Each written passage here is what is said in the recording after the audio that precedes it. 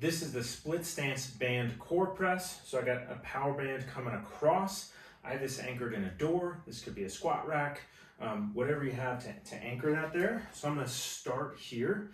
I'm gonna get some tension on the band. Before I do anything else, I'm gonna get into a split stance. So what that looks like is my weight is loaded mostly on my front leg. My back leg is pretty much just for balance. My feet are parallel. If I need more balance, I can bring this leg slightly to the side, but I still want that foot pretty straight and kind of the knee over the foot. And this knee is also over the foot. I'm gonna bring this back in because ideally our feet are not, right in front of each other, but just offset. This knee I'm gonna drive out, so it's over the third and fourth toe. So I'm in a nice athletic stance here, and then I'm gonna press this band out and come back.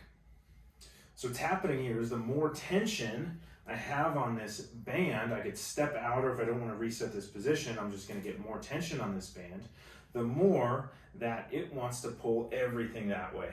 And I have to use my core muscles, and with most of my weight on the front leg, have to use the hip and the quad here to keep everything stable. So the whole point of this is to use nothing but just the arms.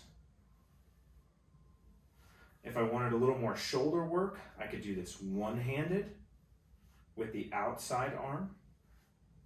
But either way, we should feel work through the core, maybe a little bit in the shoulders, and a lot through that front leg as well to keep this nice stable position. What we want to avoid, of course, rotating up the torso. I want to try to avoid wobbling of the knee. I also want to avoid too much weight on my back leg. I'm kind of at least 60% on my front, 40 on the back. Ideally somewhere 70, 30, 80, 20. So I could kind of lift this back leg if I had to, but then I'm gonna press out. So we want to avoid basically anything at all wobbling. Final thing, this is just for shoulder health. We want to avoid elbows flaring out because then I kind of shrug up. So we're keeping elbows into the torso, pressing straight out and straight back. So I would do a certain number of reps and then I would switch sides.